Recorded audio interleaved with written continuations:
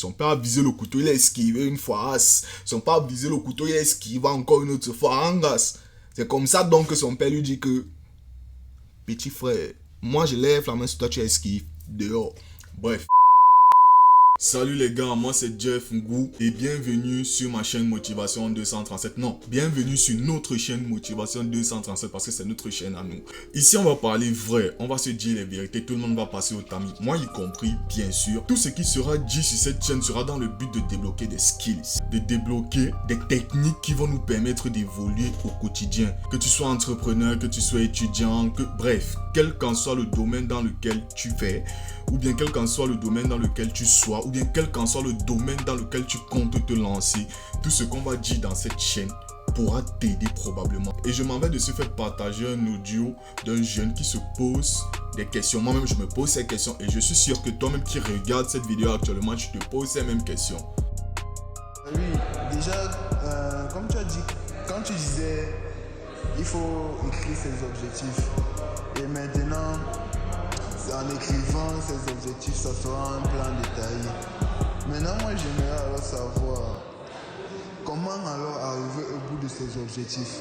Comment faire pour toujours suivre son programme, ou bien du moins ce qu'on a écrit pour respecter ça. Parce que de nos jours, c'est beau, on peut écrire, on peut genre, je vais dire ça comment, on peut écrire, non, mais le respecter en fait, c'est ça le problème en fait, c'est lorsque ça bloque.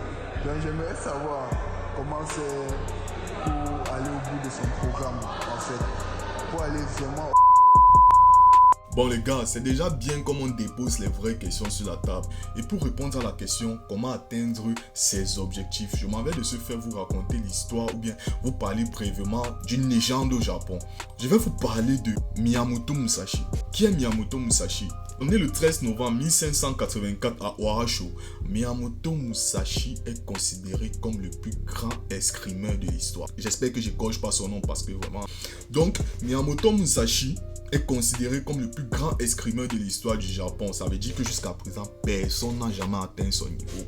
Et maintenant, Miyamoto Musashi n'était pas seulement un escrimeur, c'était également un peintre à succès, bien sûr, un philosophe et un écrivain. Dès l'âge de 7 ans, Miyamoto Musashi se voit donc quitter le domicile familial pour aller vivre chez son oncle. Et arrivé chez son oncle, c'est là-bas qu'il va apprendre à lire, à écrire et à comprendre les principes bouddhistes de base. Petite anecdote, apparemment il s'est dit que Miyamoto Musashi quitte la maison de son père parce que dans un après-midi comme les autres, ils étaient en train de travailler et tout. Et puis Miyamoto Musashi a fait quelque chose qui n'a pas plu à son père. Son père a visé le couteau, il a esquivé une fois. Son père a visé le couteau, il a esquivé encore une autre fois. C'est comme ça donc que son père lui dit que petit frère, moi je lève la main sur toi, tu esquives dehors. Bref, donc du coup je disais tantôt, dans son ouvrage intitulé Les Synchros, il nous raconte son parcours atypique. Et de tout son parcours, j'ai retenu 5 grands points. Donc du coup, je vous incite à être vraiment attentif sur les 5 points qui vont suivre. Et je le répète une fois de plus, ça s'applique dans tous les domaines. Premier point, il n'y a rien en dehors de nous-mêmes qui puisse nous empêcher de devenir meilleurs. Les gars, quand vous entamez quelque chose, la première personne que vous devez convaincre, c'est vous-même. Vous devez vous dire, je vais réussir, je peux le faire. Parce que si on fait quelque chose, c'est parce que forcément on a vu quelqu'un faire.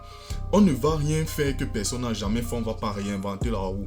Donc ce qu'on fait, il y a des gens qui ont déjà fait ça et qui ont eu des résultats. Donc pourquoi nous-mêmes, on ne va pas le faire et on ne va pas avoir des résultats? Donc, il n'y a rien en dehors de nous-mêmes qui puisse nous empêcher d'atteindre nos objectifs. C'est nous-mêmes qui décidons si on réussit ou pas à travers notre détermination. Deuxième point, aujourd'hui c'est la victoire sur le nous d'hier. Demain sera la victoire sur le nous d'aujourd'hui. Ça c'est ma citation préférée. Pourquoi? Parce que là il parle d'amélioration continue. Par exemple, quelqu'un qui a les boutons sur le visage, chaque jour il doit appliquer la crème. Et chaque jour d'appliquer la crème, c'est pas du jour au lendemain qu'il va voir les résultats. Non, ça va prendre du temps. Les gars, n'oubliez pas, les choses prennent du temps. C'est comme du vin, plus ça vieillit, plus c'est bon. Troisième point, un homme ne peut pas avoir de résultats s'il ne cherche pas à approfondir l'étude de l'objectif dans lequel il s'apprête à se lancer. Ici, il essaye tout simplement de nous dire que lorsque nous devons entamer un projet, on doit vraiment prendre la peine de s'asseoir et de voir les différentes étapes à suivre, de voir les différents cheminements à faire pour pouvoir atteindre nos objectifs, parce que c'est vraiment en mettant sur pied un plan qu'on voit par où commencer. Tant que tu n'as pas mis de plan, tu ne peux pas voir par où tu vas commencer. Qu'est-ce que tu veux faire? Tu notes sur un papier. Et maintenant, quand tu mets les grands titres, après tu dissèques ça. Ça te donne de petits titres. Et maintenant, les sous-titres là sont les premiers petits objectifs que tu dois chercher à atteindre. N'oubliez pas les gars, ça prend du temps. Ça va prendre du temps. Moi-même, ça fait 2 ans que je fais de la musculation. Quand j'ai commencé, j'avais pas le physique que j'ai aujourd'hui. Certes, aujourd'hui, mon physique n'est pas ouf. Mais je suis la meilleure version de moi avant. Et c'est ça qui compte. C'est un peu ça. Ce n'est pas facile, c'est difficile. C'est très difficile même. Mais on doit persévérer. 4e point. Pas à pas, parcourir la route des 1000 milles. La citation ici, là, il nous dit d'aller step by step. Miyamoto Musashi, ça lui a pris 60 ans pour devenir le meilleur escrimeur. Le plus grand investisseur, Warren Buffett, est devenu millionnaire à 60 ans. Et le dernier point, 1000 jours de leçons de discipline, 10 000 jours de leçons pour la maîtriser. Les gars, ouais, Miyamoto Musashi, je t'aime. Ouais, il faut lui donner une Kaji. 1000 jours de leçons de discipline, 10 000 jours de leçons de maîtrise. Ça veut dire quoi? Ça veut dire que tu peux lire un bouquin pendant, je sais pas quoi. Tu peux lire un bouquin pendant une semaine, mais tu ne peux pas appliquer tout ce qui est dit dans ce bouquin pendant une semaine. Tu peux acheter une formation sur le développement, sur le mindset, mais tu ne peux pas avoir le mindset pendant le temps de la formation. C'est impossible. C'est quelque chose qui prend du temps et comme je l'ai dit toujours les gars, ça prend du temps. Les gars, là je crois qu'on a répondu à la question comment atteindre nos objectifs. Je vais résumer plus rapidement. Le premier point important, c'est de croire en ce que nous faisons. Le deuxième point, c'est de se fixer un plan, c'est d'avoir un plan d'action. Comme Miyamoto Musashi l'a dit, on ne peut pas entamer un projet si on n'a pas fait une étude détaillée de ça, en fait. Le troisième point, c'est de partir step by step. Il y a un génie là qui avait dit step by step. C'était qui? Step by step. Je me souviens plus.